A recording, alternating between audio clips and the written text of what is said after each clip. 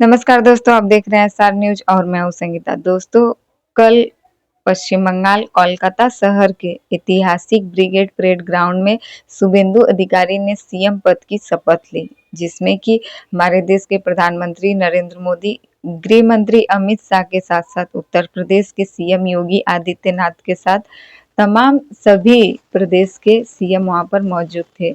और न केवल शुभेंदु अधिकारी मुख्यमंत्री का शपथ लेते हैं, बल्कि उनके 5 मंत्री भी शपथ लेते हैं। इस शपथ समारोह के बाद से वह कार्यक्रम खत्म होने के बाद से शुभेंदु अधिकारी जब रविन्द्रनाथ टैगोर की जयंती पर कोलकाता के जोड़ासांको में ठाकुरबाड़ी पहुंचते हैं, वहां पर शुभेंदु अधिकारी के पहुंचते जो कि जिस प्रकार से पश्चिम बंगाल में टीएमसी को उखाड़ फेंकने के बाद से शुभेंदु अधिकारी वहाँ के सीएम चुने जाते हैं। अब सीएम बनने के बाद जब शुभेंदु अधिकारी वहाँ पहुँचते हैं तो सभी कार्यकर्ताओं का जोश और जुनून देखने लायक था। सभी कार्यकर्ताओं ने जय श्री राम का नारा लगाना शुरू कर दिया, जिसके बाद से शुभेंदु अधिकारी ने अपने सभी कार्यकर्ताओं को शांत करवा दिया, यानी कि जय श्री राम का नारा लगाने से मना कर दिया। शुभेंदु अधिकारी ने साफ साफ यह कह दिया कि अब मैं किसी एक पार्टी का कार्यकर्ता, किसी एक पार्टी का नहीं, बल्कि अब मैं पूरे बंगाल का सीएम बन चुका हूँ और अब मेरे लिए सभी लोग एक बराबर हैं। मैं यहाँ पर किसी पार्टी का प्रचार नहीं करने आया हूँ, मैं यहाँ पर किसी एक धर्म का अब नहीं रह गया हूँ और यह भी कोई जगह नहीं है जय श्री राम का नारा देने के लिए। शुभेंदु अधिकारी ने अपने सभी कार्यकर्ताओं को जैसे ही शांत करवाया, उनका यह बात जो है वह पश्चिम बंगाल में हवा की तरह चलने लगी। अब सोशल मीडिया पर केवल एक ही बात आ रहा है कि आखिरकार शुभेंदु अधिकारी ने ऐसा किया क्यों। वहीं शुभेंदु अधिकारी अपनी इस पूरी बात को सोशल मीडिया पर भी शेयर करते हैं। उन्होंने कहा कि यह कोई भी जगह नहीं है जहां पर केवल एक ही धर्म के लोगों के लिए मैं यहाँ पर अब नहीं रह गया हूँ और ना ही जय श्री राम का नारा। मैं अब सीएम बन चुका हूँ पश्चिम बंगाल का, जो कि अब मैं सीएम पद पर बैठ चुका। उन्होंने कहा कि पश्चिम बंगाल के सीएम पद पर बैठने के बाद अब मैं सबके लिए एक बराबर हूँ और पूरे बंगाल की जनता मेरे लिए एक समान है। अब मैं ऐसा कोई भी विवादित टिप्पणी, विवादित बयान नहीं दे सकता, यानी कि मैं अब ऐसा कुछ भी नहीं कहूँगा जिससे किसी भी जाति धर्म के लोगों को उनके मन में जो ठेस पहुंचे। शुभेंदु अधिकारी का यह बयान लोग जो है वह अपने तरीके से लोग अपनी भाषा में सोशल मीडिया पर चला रहे हैं। शुभेंदु अधिकारी के इस बयान को तोड़ मरोड़ कर जो कि मीडिया में पेश किया जा रहा है। बात तो यह भी आ रही है कि क्या पश्चिम बंगाल में सीएम पद पर बैठते ही शुभेंदु अधिकारी बदल गए। क्या सत्ता में आते ही अभी एक दिन भी नहीं हुआ शुभेंदु अधिकारी को शपथ लिए थे और वह बदल गए। शुभेंदु अधिकारी जिस नारे को लेकर, जय श्री राम का नारा लेकर वह चुनाव प्रचार किए थे, जिस जय श्री राम का नारे पर वह चुनाव लड़ रहे थे पश्चिम बंगाल में, आज सीएम बनते ही शुभेंदु अधिकारी पश्चिम बंगाल में जय श्री राम का नारा लेना क्या बंद कर देंगे।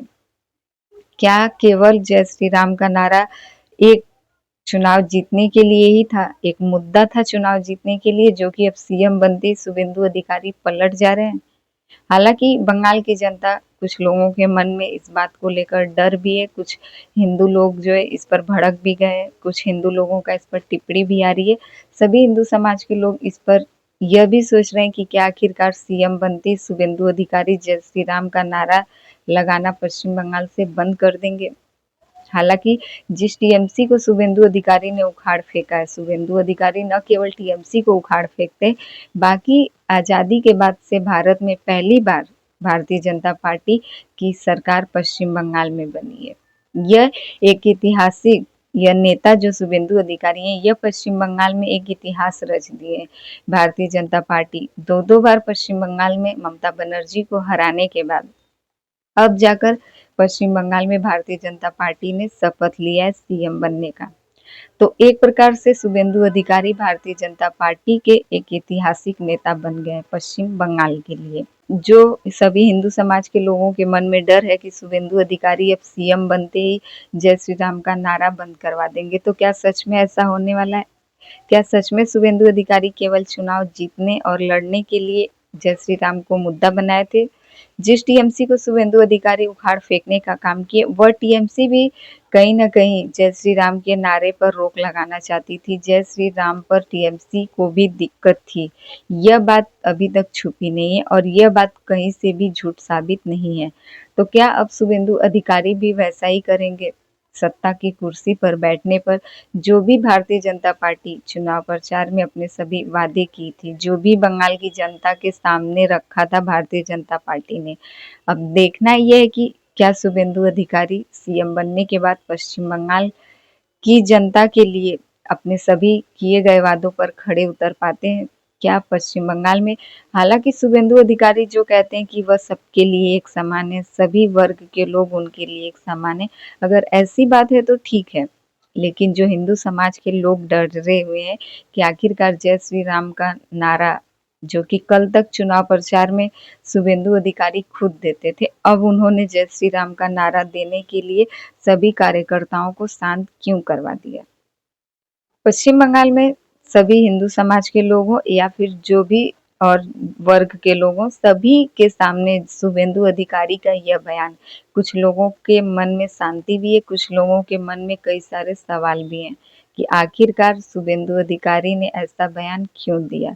जो पश्चिम बंगाल के अब सीएम के रूप में शुभेंदु अधिकारी बैठ गए हैं इतने ऊंचे पद पर, आखिरकार अब वह अगला कदम क्या चलने वाले, वह बंगाल की जनता के लिए क्या कदम उठाने वाले, बंगाल की जनता को वह किस प्रकार से वह कह रहे हैं सभी से कि अब मिलकर नया बंगाल, नए विकास का काम शुरू होगा।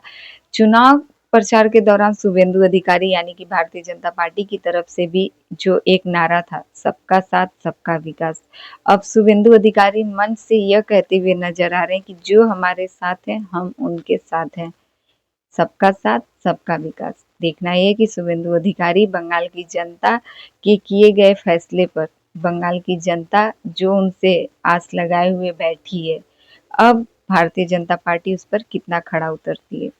इससे पहले टीएमसी की सरकार 15 साल तक थी, जिससे कहीं न कहीं पश्चिम बंगाल की जनता बदलने का मूड बना ली थी। बंगाल की जनता पूरी तरीके से इस बार बंगाल में परिवर्तन चाहती थी और वही हुआ भी। भारतीय जनता पार्टी ने पहली बार पश्चिम बंगाल में जीत हासिल की है और वही भारतीय जनता पार्टी के नेता शुभेंदु अधिकारी पश्चिम बंगाल में सीएम बनने की शपथ भी लेते हैं। तो इन सभी को लेकर आपकी क्या राय, कमेंट करके ज़रूर बताइएगा। हमारे चैनल पे नए हैं तो प्लीज़ हमारे चैनल को सब्सक्राइब कर दें और वीडियो पसंद आए तो लाइक कमेंट ज़रूर कीजिएगा।